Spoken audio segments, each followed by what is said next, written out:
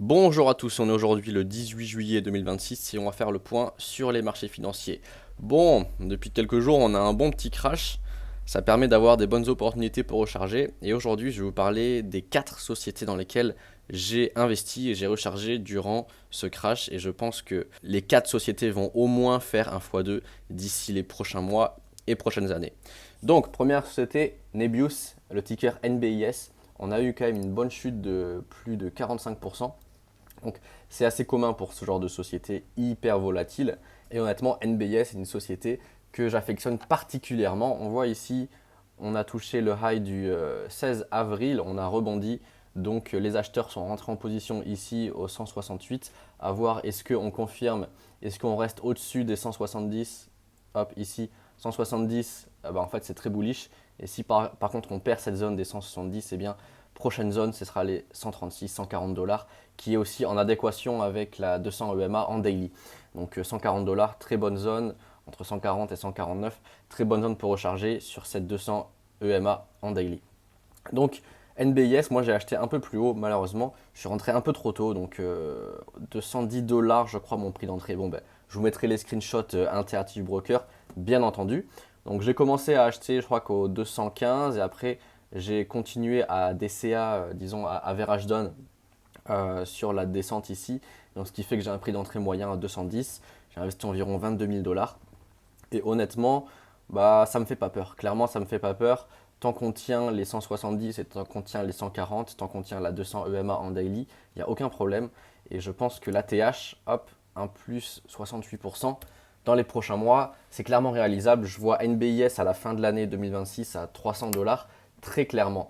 Donc, sur cette position, je suis absolument confiant parce que la demande IA et NeoCloud ne cesse d'augmenter. Donc, cette chute n'est pas une remise en cause de la thèse, hein. La thèse fondamentale reste toujours intacte. Donc, c'est pour ça que je suis très confiant sur cette société et j'ai investi 22 000, 23 000 dollars. Bon, un peu plus haut au 210, j'aurais préféré attendre un peu plus, mais c'est pas grave. Dans tous les cas, tant qu'on reste au-dessus des 170, eh bien c'est hyper bullish. Et si par contre on perd ce niveau des 170 et qu'on perd aussi les 140, là, bien entendu, je sortirai de position. Donc pour vous montrer le risque reward, hop, 210 dollars, mon stop loss ici, et première target les 300 dollars. Bon, le risk reward n'est pas terrible, hein, 1.42, mais là c'est des positions long terme, donc c'est du spot, c'est des positions que je peux garder des mois, voire des années, parce que très clairement 2027, 2028, 28, NBIS, je le vois très clairement 400 dollars. Là, on a un risk reward à 3 pour 1, bon c'est plutôt pas mal. Voilà. Pour des positions long terme, moi ça ne me dérange pas d'avoir un risk reward un peu plus faible. Là, 1.42 pour la première target, 1.39. Bon, c'est pas exceptionnel, mais c'est pas des trades court terme, c'est pas des swing trades, donc honnêtement, c'est pas inquiétant du tout. Donc deuxième société, Rocket Lab. J'en ai souvent parlé sur cette chaîne YouTube. Hop, Rocket Lab est aussi une très très bonne société. Bon, petit point négatif, c'est que là, on vient de passer sous la 200 EMA en daily. En général, c'est pas très bon signe. Il faudrait qu'on récupère les 80 dollars minimum parce que là, en fait, on voit à chaque fois qu'on a testé la 200 EMA, on a toujours récupéré, disons, la 200 EMA. Et là, c'est la première fois, disons, qu'on a creusé un peu plus profond. Mais honnêtement, je reste assez confiant. On va revenir sur les 80 dollars dans les prochains jours, prochains mois, sans aucun problème. On peut voir ici sur le RSI qu'on est quasiment en oversold. C'est arrivé une fois, deux fois, trois fois. Hop, à chaque fois qu'on était en oversold, on a rebondi violemment. Ici aussi, rebondi violemment. Donc honnêtement, je ne me fais pas trop de soucis pour Rocket Lab, sachant que fondamentalement aussi, c'est une société très très très solide. La thèse reste intacte.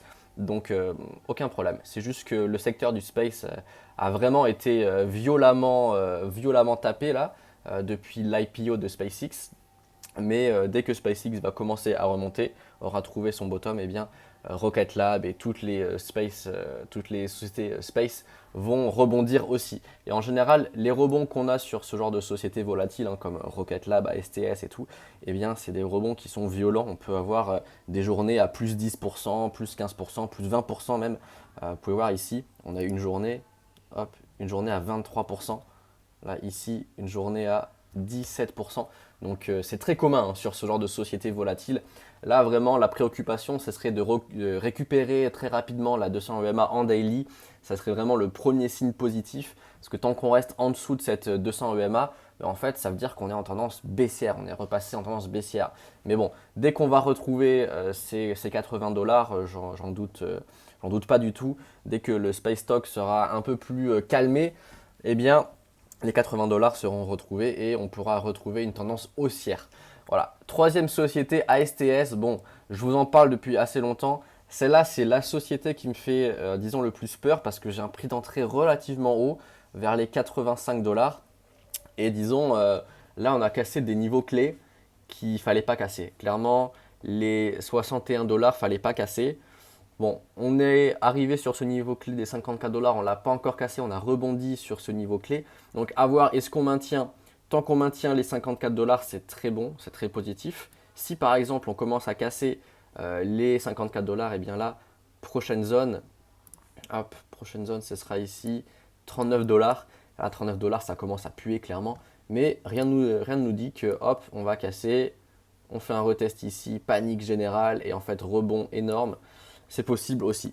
Mais bon, tant qu'on tient les 54 dollars ici, j'aimerais bien qu'on récupère les 60 dollars parce que ça, c'était vraiment une zone clé très importante à garder et à maintenir. Et bien hop, on peut s'attendre à un rebond violent. De toute façon, comme je vous l'ai dit, c'est la même chose que Rocket Lab. Les Space Stock se sont fait démolir, ils se sont fait défoncer à cause de SpaceX.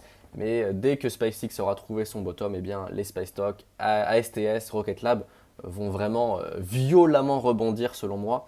Et donc les ATH vont arriver ici 130 dollars, on va arriver relativement rapidement je pense. Ça peut faire une hausse de quand même 132%. Donc c'est pour ça que ASTS, bon, c'est vrai que j'ai un prix d'entrée qui est clairement pas terrible. J'ai environ 20 000 dollars sur cette position. Prix d'entrée à 84-85 dollars si je dis pas de conneries. Bon, c'est vraiment, c'est pas terrible quoi. Parce que j'avais commencé à investir là durant cette baisse là. Et en fait, jamais j'aurais cru que les Space Stock allaient autant se faire démolir. Mais bon, c'est comme ça arrive. Et on peut voir ici le RSI, on est quasiment aussi en oversold. Bon, c'est arrivé ici, ici. À voir ce que ça donne dans les prochains jours. Dans tous les cas, position long terme pour moi sur ASTS, Rocket Lab et NBIS. Donc aucun problème, ce n'est pas des swing trades que je cut d'ici 15 jours. Donc je peux attendre plus longtemps, je peux être plus patient. Ça c'est vraiment sur un portefeuille où je peux être patient, je peux garder les positions pendant des années parce que moi je crois vraiment, par exemple à STS, revenir à 200-300 dollars. Oui, ça j'y crois clairement. Rocket Lab pareil. Rocket Lab venir à 200 dollars. Bon, je sais pas pourquoi mon Wi-Fi est hyper lent aujourd'hui.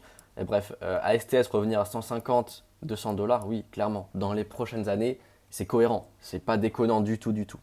Voilà, et donc dernière société, Reddit, j'en ai parlé dans ma dernière vidéo. Et Reddit, c'est la seule société où je suis pas encore en drawdown. Hop, j'espère que ça va arriver cette connerie. Ah, le Wi-Fi sur Bali, c'est pas ça, hein. Clairement, c'est pas ça du tout. Voilà, donc RDDT, donc Reddit, je suis rentré en position 165 dollars. J'avais mis 17 000 dollars sur cette position, sauf erreur de ma part.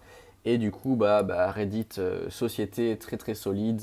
On attend les ATH très bientôt, 280, 300 dollars prix psychologique. Honnêtement, je pense qu'on y arrivera très rapidement. Eh bien, on peut voir que Reddit est toujours au-dessus de ce support ici des 178 dollars. Tant qu'on maintient ce support des 178 dollars, eh bien, c'est très très très positif. Il ne faudrait pas perdre ce support des 178 dollars parce que là, on pourrait revenir à la prochaine base. Hop, 155 dollars. Mais très honnêtement, Reddit, c'est une société très solide, même malgré ce crash qu'on a sur le marché de manière générale. Hein, on a perdu à peine 13%. Honnêtement, c'est relativement bon. Donc Reddit, c'est la position sur laquelle je suis le plus confiant. On est toujours au-dessus de la 200 EMA, donc très positif pour Reddit. Bon, Reddit, c'est pas comme Rocket Lab ou ASTS ou NBIS, c'est pas une société qui va faire x3 ou x4, mais déjà un petit x2, ça serait pas déconnant clairement. Alors que moi je vois NBIS, ASTS et RKLB peuvent clairement faire un x3 dans les prochaines années. C'est pour ça que je suis en position sur le long terme sur ces 4 sociétés. Voilà, c'est tout pour aujourd'hui, on se retrouve très prochaine vidéo. Allez, ciao ciao.